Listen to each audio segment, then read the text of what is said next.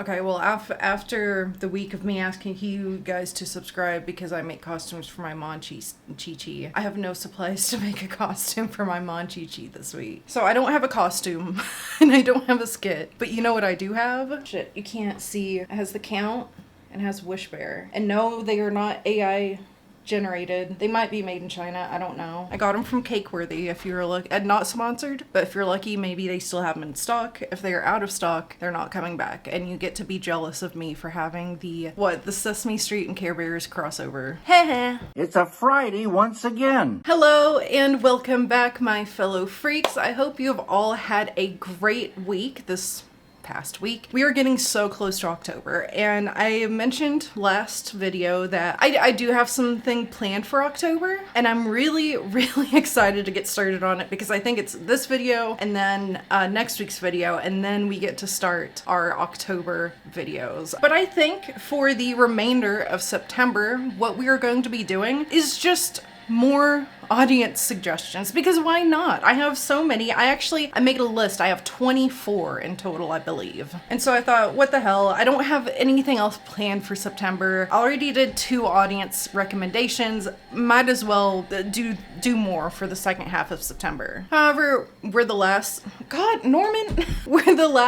videos. They were recommended to me by people that I personally know. These are true stranger audience suggestions. And this time, instead of just kind of randomly choosing one myself, I left it completely up to chance, which is kind of ironic considering what got chosen. But I put all the recommendations that I've gotten in my comments into a wheel of fortune, and I let that baby spin.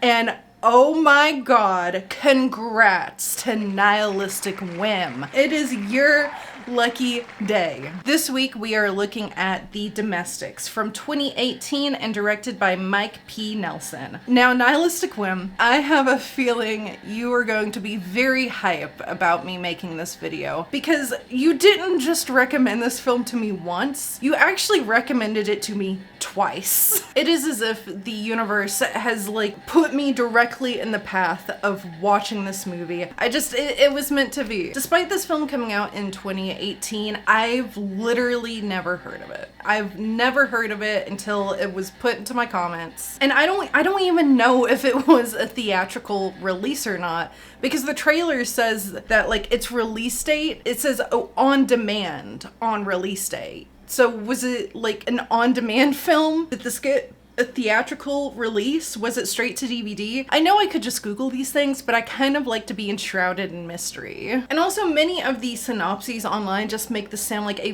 very generic and very general end-of-the-world apocalypse film, like nothing special is going on. However, after watching it, I think I understand why NihilisticWhim has suggested this film to me, especially because I assume she, maybe they, I don't know, because they're the same person that recommended Six String Samurai to me. So after watching this, I'm like, okay, I completely see why you think I should watch this film. So let's just get right into that discussion.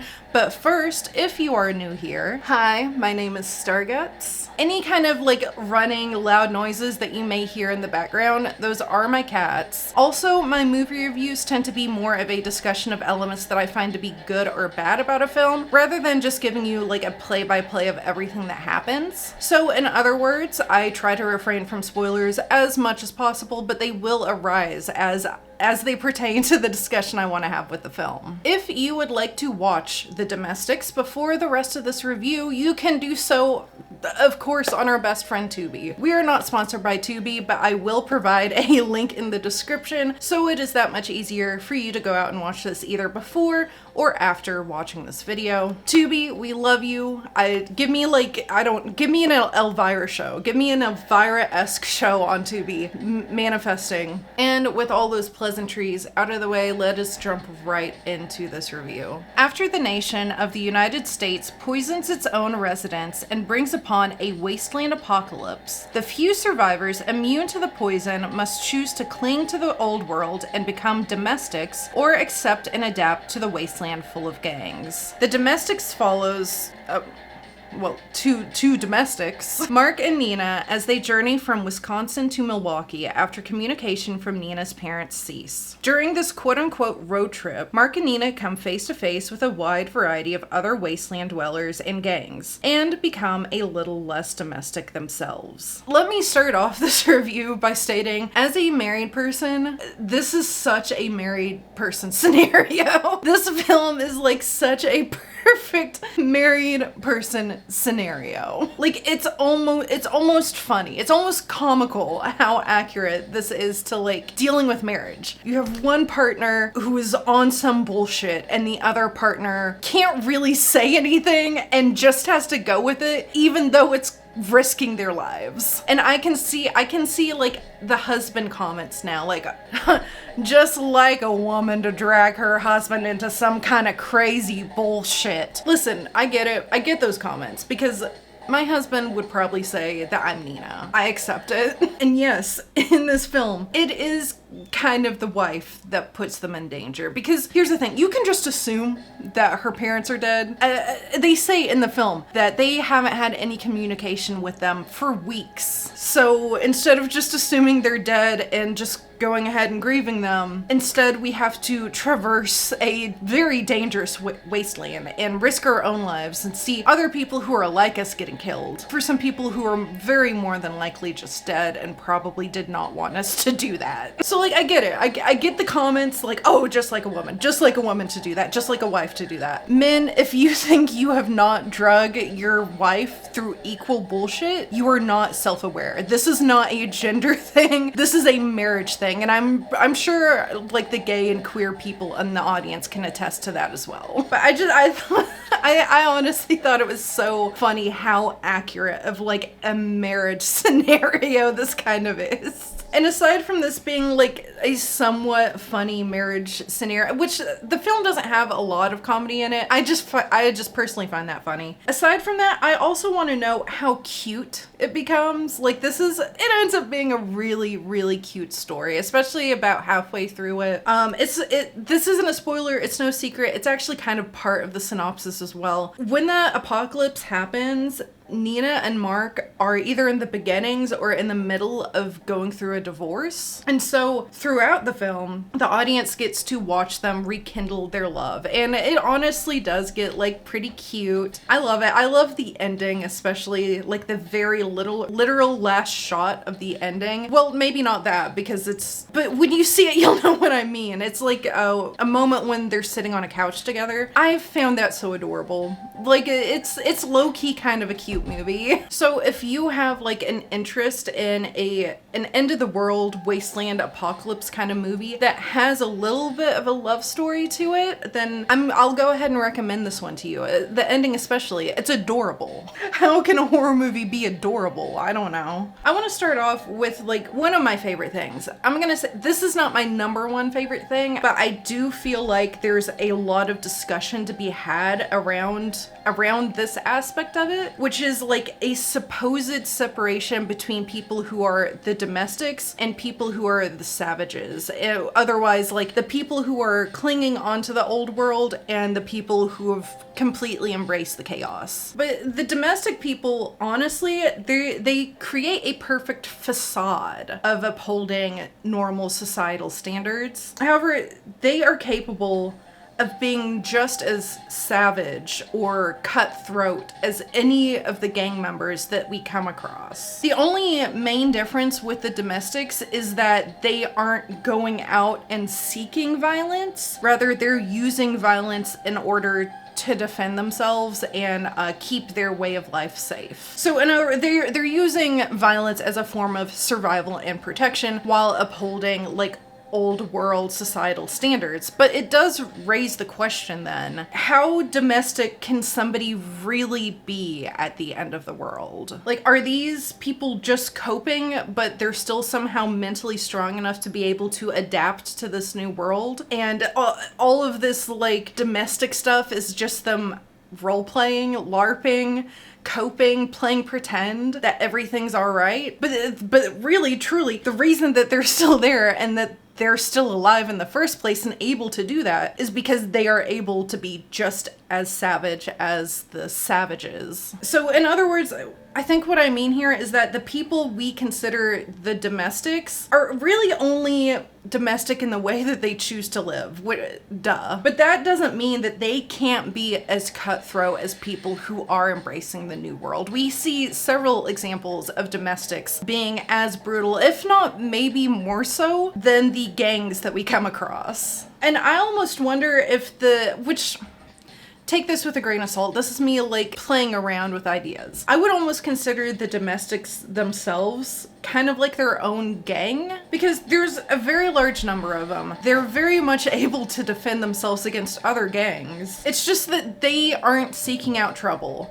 It's more of a don't mess with us and we don't mess with you situation scenario. I would say agreement, but it seems like with the neighborhood later on especially, if you haven't seen this film, the neighborhood's not going to make any sense to you. There's a neighborhood of domestic people later on in the film, and they seem to do very well fending off like gamblers. It seems like the main gang they have to deal with are gamblers and they don't have any issue, surviving against that. So I don't know. I almost wonder if you could consider the domestics a gang.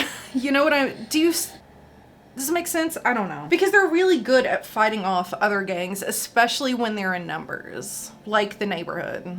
And like I said, there are several examples of this.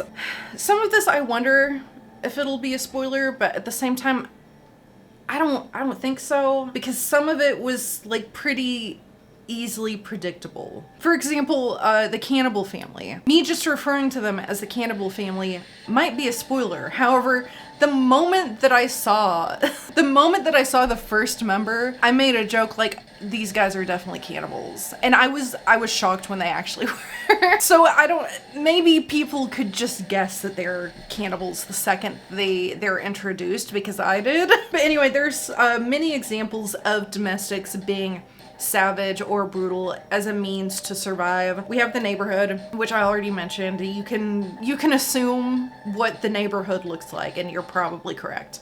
We also have the cannibal family, the little girl towards the end, and then obviously like Mark and Nina themselves. Yeah, they're domestics, but obviously they're our heroes, so we are going to see them kill more people than anyone else. But we do see Mark and Nina kill more people than any of the gang members in the film. So just saying, how domestic can you really be at the end of the world? Or are these people just coping? Like, yeah, they still cling on to the old world, but they have adapted themselves to be able to survive in the new world. Because if they were completely domestic, if every one of these domestics completely 100% upheld the societal norm, they wouldn't be surviving. You see what I mean? So like, they're called the domestics, sometimes in a kind of derogatory way, but how domestic are they really? Or are they possibly the most threatening gang in the Wasteland? Maybe that one would be a stretch, but we'll see. So let me talk about the cannibal family. I have a lot to say about the cannibal family, or I guess let's call them what their names are, the Woods family. They are a very interesting and extreme example of a family who they're upholding the old world societal standards, and yet they're still adapting to survive. I don't really know if the Woods family is supposed to be considered part of the domestics, but I consider them domestics, and here's why. They seem to go out of their way more for socialization than they do like hunting other people. I mean, just from the way that the father, Nathan, approaches and talks to Mark and Nina. It would mean the world to my wife and to me if you would join us. Oh, we really should get going. I understand. I just can't help but think that we met for a reason. I mean, people like us don't just cross paths not out here, and seeing you two gave me hope. I thought me calling them cannibals would be funny. I even made a note saying like, I'm sure this family is going to be like nice and it's not going to happen. But wouldn't it be hilarious if they ended up being cannibals? And they were. But from the way that they approach and interact with Mark and Nina, there doesn't seem to be any kind of intention to kill and eat them. They want them to visit the house because they miss the social interaction of like dinner parties, having guests, being hosts, stuff that was part of like normal, that they probably experienced like every weekend. They are bringing Mark and Nina to them not to eat them, but for the socialization. They are invited as dinner guests and they are treated as dinner guests. There is no kind of like, never try to like attack them. Pause. They never try to attack them until Mark starts freaking out over the fact that they're cannibals. Pause. Wrong. First of all, I have to hold my webcam because my monitor's too tall for it to go up there. Second of all, I'm so wrong. I've misremembered the scene. The reason things get hostile is not because of Mark freaking out. It's because, spoiler, skip to this time. A nailer has the daughter held hostage, and Nathan lets the nailers have Mark and Nina pretty much in exchange for his daughter, and that's when shit hits the fan. And that's valid. I think for both parties, perhaps that is valid. So pause, because I got it wrong. I remembered wrong. They're treated as peers.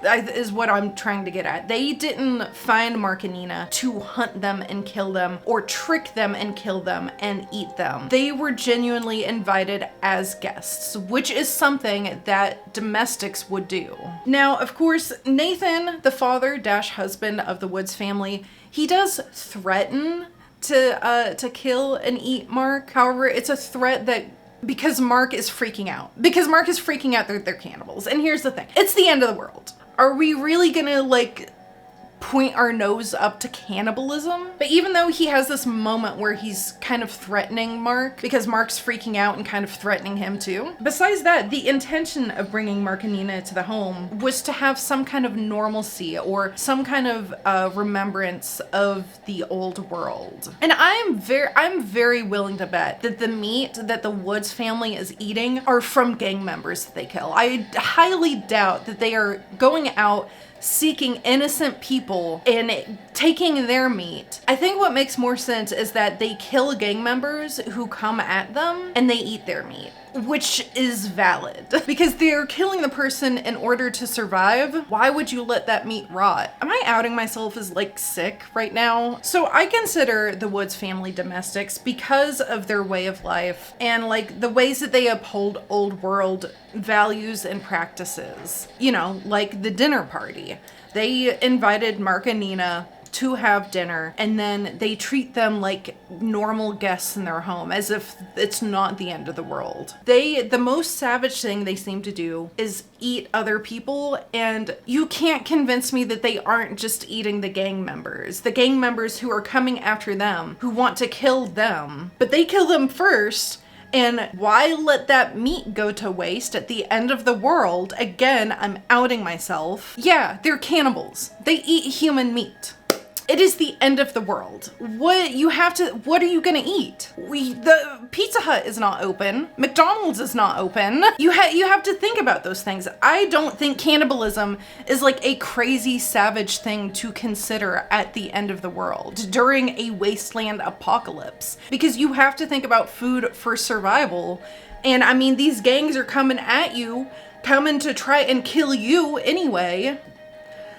Why let that meat go to waste? You need to eat something. Are you telling me that all domestics are vegan? And I'm using vegan instead of vegetarian because like you're not getting meat. So you're not really, I doubt you're gonna be getting milk and eggs unless you are very lucky in like the environment or the area that you are so trapped in the apocalypse. If you're lucky, yes, you could probably have access to like cows and chickens and get milk and eggs. But otherwise, consider yourself a vegan because all you're going to be able to do is grow something, if that. Growing food is a lot harder than you think it is. And Mark, before he learned that it was human meat, he was disgusted at the fact that it was fake vegan crap. It was meat, right? I mean, it wasn't a veggie burger or a bean patty or I don't know, some vegan shit. So real meat, and you're still disgusted by like the idea of fake meat. Beggars can't be choosers. Like, The Darwin Awards, we made it.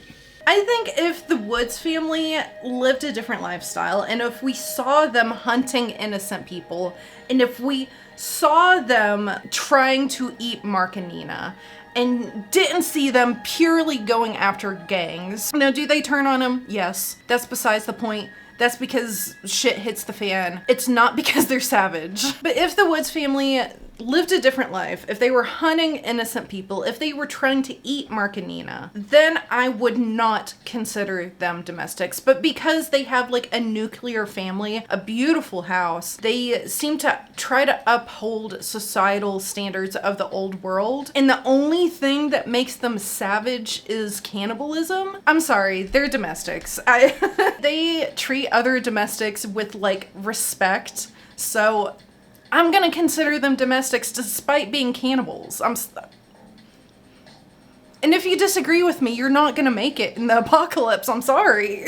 It's survival, baby. But I mean, of course, the Woods family is a very extreme example of domestics that aren't so domestic. I feel like Mark and Nina are kind of a good middle ground here, or like maybe like a good general example of domestics who overall they're trying to mind their own business and do their own thing and uphold their old way of life, but they are very brutal and cutthroat if anybody tries to fuck with them. I feel like people could probably have pretty lengthy philosophical discussions on the whole idea of being domestic within the apocalypse. But like I said, it's not even like the #1 favorite thing that I have about the film. I think it's a fun discussion to have. I would love to like talk to more people about it and get other perspectives. I think it would be fun. But my #1 favorite thing was the Wasteland Environment. Now, as I said, NihilisticWhim is the same person, I do believe, that recommended I watch Six String Samurai, which is,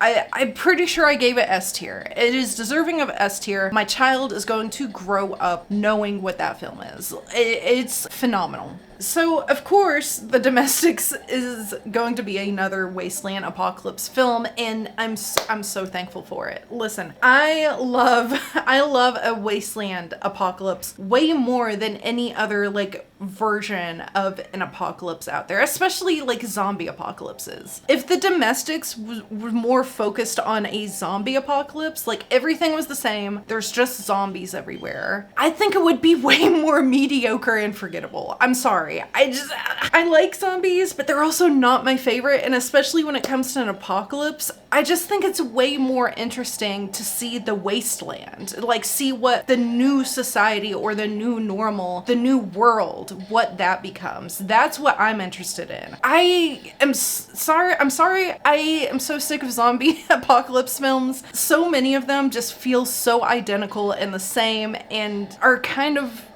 all around forgettable to me. I'm gonna say it. So I feel like The Domestics could have easily been about zombies, and they chose not to, and I love that because the Wasteland is just infinitely better. And there's so much more like cool, interesting, and creative stuff that you can do with a Wasteland than you can like zombies. And again, because of the Wasteland setting, because these are all normal humans who survived the poison, we get to come across like so many interesting, cool, and creative wasteland dwellers. God, do I love wasteland dwellers. Now listen, The Domestics, it's no Six String Samurai. It's not even Mad Max, okay? But there are still quite a few things that this film does with its wasteland and some of the details that it includes that I do really like and I do appreciate. Again, it's not as incredible as Six String Samurai, it's not as incredible as Mad Max, but you shouldn't like disregard it either. So The Domestics has a pretty good variety of misfits, if you want to call them that. Misfits, savages, whatever. The Domestics has a pretty good variety of them living in the American Midwest wasteland, including the Nailers, the Plowboys, Willy, a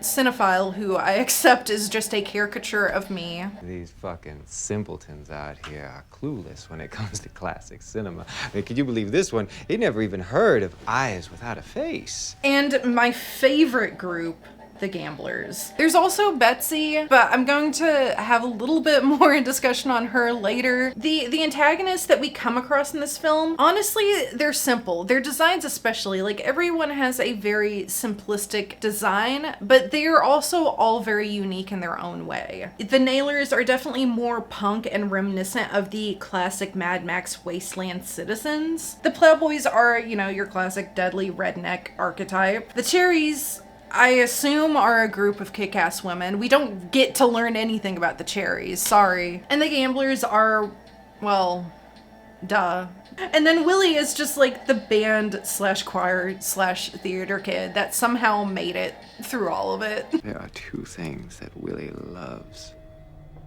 a show and a bit of the ultra-violence. And like, by far, the Gamblers are my favorite group in this film. If this film were just focused on the Gamblers being the main gang, going after the couple, going after other people, I feel like I would like it just a touch more. I think it's so fun and creative the way that they have, like, how do I describe it? It's like they have embedded gambling into every single aspect of their life, down to the point, and also on the topic of like having some little details that I appreciate, to the point that like if two guards are on the roof like looking out for escapees or whatever at their base, they have to play rock paper scissors to determine who gets to shoot the person. It's absurd and I love it. I could watch an entire film of just what this film does with the Gamblers. I think it's incredible. What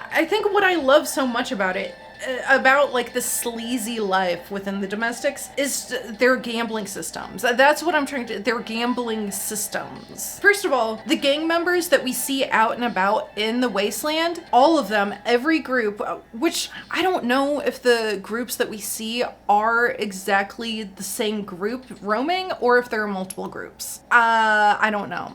A lot of stuff happens in this film. It's kind of hard to keep track. Anyway, the gang members that are roaming the Wasteland, they always have a wheel of chance. Again, ironic considering how I have now made a wheel of chance to determine which audience recommendation I'm going to be watching next. But this, oh my god, the wheel of chance here, it's so cool. They keep either a person is carrying it or maybe it's on a vehicle, and whenever they come across another person in the Wasteland, they spin that wheel to determine what action they are going to do with the person that they have come across. There are 4 skulls on the board, which mean death. There are 2 spades, which sends the person to their base, and 1 heart, which we never see get selected, but you can assume that that means the person gets to live and walk away. Man, this system's just so cool. This is so cool. Put this system in a Mad Max film and I'll watch it 5 times a day, every day for 2 months straight. I promise you. And you know, maybe it's good that we don't see it a whole lot, so it's not like overused or overdone. But I could watch a whole movie of the Gamblers. I really could. And so I hate not getting to see more of this like wheel of fate that they use. But not only that, but the potential other creative gambling outlets that this team, the writer or whoever, could have come up with. Like, what other potential cool creative gambling plus execution methods could they have come up with? I'm obsessed with that. I love gambling. Okay, second of all, outside of like how the gang gambles pretty much with everyone that they come across, outside of that, dude, their base is incredible. I'm sorry, in the apocalypse, I'm living at this base. It is a shitty run-down motel where assumingly every room has a different game happening that people can place bets on. I'm saying assumingly because we only see one of the rooms in this film, but I feel like we could probably assume that each room of this motel, if it is not housing citizens, then it probably has to have some kind of like betting game happening inside. Even on the outside of it, there are people who are just like on the ground playing blackjack. Hell yeah, brother. I want to be a cannibal and I want to be a gambler. That is what I want to be at the end of the world.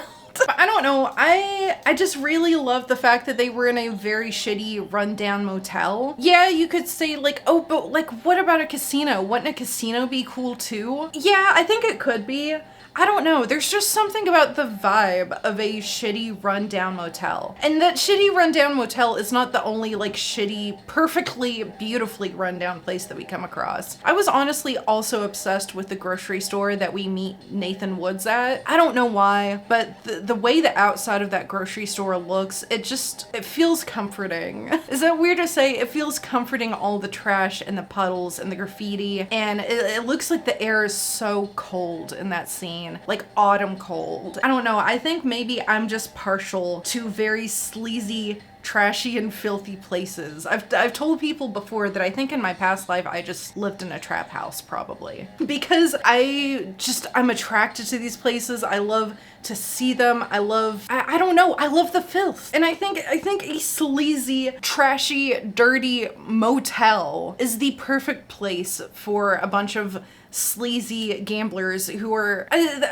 what money is there to even gamble it? Do the gamblers just control all of the money in the world now? Is that how it works? Because they do have cash. I think this film only takes place like a few weeks after the apocalypse, so maybe it would take longer for more systems to come into play of what the person is gambling. Like perhaps in the future they could be gambling their own life, they could be gambling limbs, they could be gambling organs. There's so much potential of people obsessed with gambling in the Wasteland, and I like how the Domestics explores it, although I hate that it's not explored enough, and I feel like it's not explored enough because there is a lot happening in this film. So there's not like a whole lot of cons that I really have about the Domestics. Everything that I'm about to discuss you could probably just call a personal gripe or a personal peeve. Now I have to admit, obviously, the writing isn't always the best in this film. There are a lot of like really cheesy moments or a lot of very predictable moments. I think maybe my favorite cheesy moment, which I have like a love-hate relationship with it, is when Nina, she shoots a gun once and then suddenly for the whole rest of the movie she's more badass than Mark, who's been pulling the weight up until that point. I love-hate that, okay? I think it's really funny, but then the film also acts so serious about it, which makes me hate it. So writing is I'm not gonna bitch too much about the writing. I think in general it can just be cheesy or predictable at times, but it's obviously not the worst writing I've ever seen. I think the main con that I end up having with the Domestics is, again, just like another love-hate thing. I love how many people we come across. I love how active the Wasteland is, because that's kind of the point of a Wasteland, is seeing who else is out there and what they're doing. But I also kind of hate it because so much happens. We see so many names and faces that it can be kind of difficult to keep track. Like, I've been busy this week. I gave this just like the normal 2 watch. Otherwise, I would have tried to watch it a third time just to... I still feel like there are parts where I'm confused who a person is or like what is happening in a particular scene sometimes. So I wish I could have had the time to watch it a third time before this review so I could maybe feel a little more clear on it. But there's just so much happening and so many people that we come across that it can just be a little bit difficult to keep up with. And it's not like a very long film. When you don't include the credits, the film ends up being an hour and 20 something minutes long, which really is not long. That's on the shorter end of films. And that's kind of a short time for the extensive amount of people that we get to meet. Again, love it. I love, because that's the point of a Wasteland. I love to see the other people that are out there, but it happens so much and so quick that it can be a little bit hard to keep track. Not only that, but we also get some incredible characters who I don't feel are really explored or developed to their full potential, which is Betsy. Listen, I love Betsy. I love Betsy, and that's why I have to say what I'm going to say. Now, this might be a little bit of a spoiler. I'll put a timestamp up here somewhere so that you can go ahead and skip ahead, but honestly, this spoiler, like usual, I do try to keep spoilers to like the very last second right before the conclusion, so you could also skip to the conclusion and not miss anything, but also I'll still include the timestamp. Okay, so Betsy, you're telling me that you created this the Wasteland Badass Woman, which the Wasteland Badass Woman exists often. It's Furiosa. You created Furiosa, right? So imagine making Furiosa. Imagine Fury Road. It's not, these two films are not super comparable, but I'm comparing these two female badass roles or personas, okay? So imagine Fury Road if Furiosa, all she did was stand far away, still like help the wives escape, but all she did was stand far away and watch Max and shoot a person sometimes in order to help Max. And then she says 2 words at the very end of the movie before her head explodes. I feel like I know what they were trying to do with this character. They were trying to make like the female badass archetype because people like that. People eat that shit up, and I'm one of those people. Of course I love a female badass. Are you kidding me? But what they have done to Betsy just makes her character feel so ingenuine, and so she just like, she lacks any kind of purpose, because her entire purpose in this film becomes bringing Nina's wedding ring to Mark. That becomes her entire purpose in the film. Never mind that she is a female badass within a new world that more so than usual see women as a commodity. She helps like a brothel of girls escape. Okay, I think the most that Betsy does is open the door for those women to escape. Like, that's the most that she does in the film. Otherwise, she's standing at a very long distance just watching Nina and Mark, mostly Nina, sometimes shooting a person to help, and then at the very end of the film she brings Mark Nina's wedding ring, says 2 words, and her head explodes.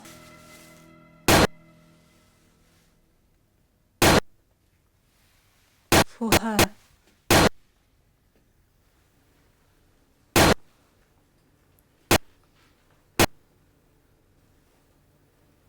Thank you. Do you see what I mean? It's ingenuine. It's so she is like the manic pixie girl of this film. Her entire purpose was to get a ring to someone else. They could have developed her to be so much more. And when I first watched it, I was just like, okay, how is this cool badass gonna tie in? Are like her and Nina gonna run away together? Is she going to end up joining them? Like, what's going on with her? How is this gonna tie in? When are we gonna get to learn more about her? Only for her to say 2 words and get shot in the face and her head explodes. So then why not just write that character out? Because you could literally just write her out at that point. What purpose is she serving? She is a ring bearer. That's it. You've made this really cool, badass woman and resorted to a ring bearer. Someone who could have been a really cool and really developed character, you make so flat, so pointless. I get really frustrated thinking about Betsy, because when she got introduced, I was excited. I was like, oh, hell yeah, badass woman of the film. What are we gonna get to see her do? And apparently what we get to see her do is, we don't know anything. I doubt her name is even Betsy. Is he the coach of the truck? I call her Betsy. For a while, I thought her name was Cherry because people kept looking at her and saying she's a cherry. What the fuck does that mean? I went almost the full 2 watches not understanding what makes her a cherry. My initial thought was that, oh, she must be like a virgin or something, right? But then I was confused because I'm like, no, people are calling her a cherry just by glancing at her. I don't think you can tell someone's a virgin just by looking at them most of the time. So I was getting a little frustrated, like, why is she being called a cherry? And then when I was watching it up on my computer, there's like a single like closer up shot of her where she's wearing a little like handkerchief around her neck and it has embroidered cherries on it. Hey, so I'm sorry I'm stupid and dumb, and after I saw the handkerchief, I saw so many cherries. I saw so many cherries. It was even as I'm getting clips before that moment, there were so many cherries. So I'm sorry I'm slow. But I feel like this also adds to my point that there's so much happening that I'm trying to keep up. And I didn't even really think about the cherries because the only time it came up was people calling her a cherry, and we never learned anything about the gang. It wasn't until editing that I noticed like what's-his-face's book has cherries drawn in it. Duh, she's in a gang. Whoopsies. So we figured out why she's called a cherry and why people are able to recognize her as a cherry. What does that mean? I assume it's a gang, but we don't even get to learn. I'm sorry, the film's all about gangs and we don't get to learn about what is probably the gang that more people are going to be interested in the film. You just have her as an accessory, pretty much. She's an accessory for something that you want to be present and want people to cling on to, but then you don't develop it at all. How come her gang is the one gang that we know nothing about? Oh, we can just assume the cherries are a group of badass women, but she's the only cherry we ever see, and we hardly see her do anything. She brings a ring to Mark and dies. Do you understand my frustration? Love her, just wish that they had actually done something with her. She's so flat, and again, her fate feels like a manic pixie girl fate. I would have rather her just been written out. Don't dangle a carrot in front, not a carrot, I don't eat carrots, obviously. Don't dangle a bag of Andy Capp's hot fries and then give it to me only for the bag to be empty. That I think that's a good analogy here. Don't dangle something that I love and then give it to me and it's empty.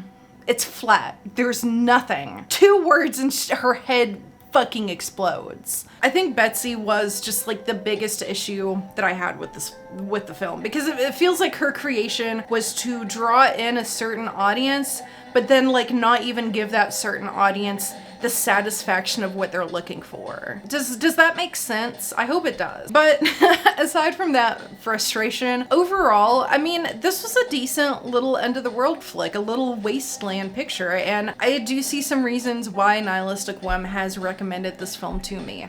Obviously, I love the gamblers. I love a wasteland scenario more than any other apocalyptic scenario. And we get to see some really cool people along the way. You know, like Willy, who is me and probably all of us in the audience. That he is a caricature of us, and somehow we have survived the wasteland. And we now, look, I even have a straight razor tattoo. Are you kidding me? Now we're all running around the wasteland with our straight razors, making Clockwork Orange references and eating other people. I noted there were some little details about the film that I did appreciate and that I did like were included. One of the ones I mentioned were the gamblers having to play rock, paper, scissors to see who gets to shoot somebody. Another one that I really liked was, there's a moment where Mark starts to leave Nina like little sticky notes and stuff, and I think that's really cute, and that was a really good touch because it was something that Nina mentioned earlier in the film, and so it helps to like push this rekindling of love. I don't know, it's cute. It ends up being a really cute film. And holy shit, I didn't even talk about the radio host. I forgot to write about him completely. There's another radio host in this wasteland. I'm a complete complete sucker for a radio host and a Wasteland. And what's really cool about this one is that he seems to foreshadow the characters we're about to come across. And obviously I didn't notice that until the second watch, but I loved that little detail as well. And obviously I'm always a sucker for some radio in the Wasteland. I'm obsessed with it. I can't believe I almost finished this review without saying anything about the radio host. One of my favorite parts. I think I would recommend this to people who also like Wasteland stuff. So like if you like Mad Max, I'm not going to promise that you're going to love this, but there will at least be some details about it that you're going to appreciate. Like the Nailers, the Plowboys, the gamblers, like the gangs especially, I think are what a lot of people are going to appreciate about this specific Wasteland film. I've seen IMDb reviews of people calling it mediocre or forgettable, and like I can see that perspective, but it's honestly, it's not that bad. And I also don't think it's forgettable. Like Willy alone is so memorable. In fact, I feel like I've seen Tumblr gifs of this guy in the past. Like are there Tumblrites out there who were like gooning after this guy? He also looks familiar because he looks like like he was in, I didn't watch American Horror Story, but I'm familiar enough with it to know like the themes and certain actors. And you know what? I'm gonna destroy the whimsy. Was he in American Horror Story? Because I swear. But also in that scene, like The Big, I love The Big. Overall, that fight scene, I didn't even get to mention. Like that's a good fight scene. Feel the electricity. Come on, explore the fear. That's right, experience life, you motherfucking cocksucker. See, even as I'm like remembering more of it now, I wouldn't call this mediocre. I wouldn't even call it forgettable. It's probably not everybody's cup of tea, and that's fine. Okay, that's why he looks familiar. He was, oh my god, are you fucking kidding me? He was the polka dot guy from Suicide Squad. I guess he doesn't have anything to do with American Horror Story. What tier would I put The Domestics? Well, NihilisticWhim, I hope you don't hate me too much for my rating, but I have to give it like an honest tier. And I'm gonna give it the B tier. I'm not crazy about it. I'm not in love with it, but there's still like, there's so much about it that I do like. I love the gamblers. Willy is all of us freaks. So I'm not crazy in love with it. I'm not foaming at the mouth. As I said in the beginning, like this is no Six String Samurai. You really made a mistake by recommending Six String Samurai to me, because absolutely no way is any Wasteland movie ever going to top that. That was incredible. But there's still a lot of things that I really like about The Domestics and that I do appreciate. And it's genuinely not the worst thing I've ever seen. Like I've seen end of the world apocalyptic, like old classic movies that I would rather watch this than any of those. You know what I mean? So I would recommend this film to you if you in general just like wasteland scenarios and like to see a film or some kind of media where you get to come across a wide variety of interesting people. I also probably wouldn't recommend this if you don't like a little bit of a love story, because I mean, it's a horror movie, but it's also kind of a romance. Like half of the story is focused on Mark and Nina rekindling their love. So if you don't like love, maybe skip this one. And with that, we are done with yet another movie review. Thank you guys so much if you made it all the way until the very end. If you liked this video, please make sure that you stab that like button. It is a free and easy way to help support this channel, and I appreciate it so much when you do that. Also, is there a film that you would like to see me review on this channel sometime in the future? Put it in the comments below and maybe you might see a video on it. And of course, if you just like this video so much that you want to hear me ramble about more horror movies, I do things like obscure cinema, disturbing cinema, B movies, downright awful trash F-tier films. I'll watch just about anything. My main focus is that it has to be fiction. So if you want to hear me me talk about more horror movies in general, please consider hitting that subscribe button and the bell icon so you can be notified every time I make a new upload. Which new uploads are every Friday at 4 p.m. Eastern Standard Time. On the screen as well are some of my social medias if you feel prone to follow me on there. And just one final thank you for making it all the way until the very end. Our time here is precious and we really don't have a whole lot of it, so the fact that you have used your time to sit here, watch this video, watch me ramble about a nice little Wasteland flick, just thank you. I really appreciate it. I appreciate you and your presence and being here, you giving me your time with this video. Just a very sincere thank you. I really do appreciate it. I can't even like express how happy it makes me that people enjoy these videos. If I don't see you in a post or anything like on Instagram, then I will see you in next week's video. But until then, please have a great night and be safe out there.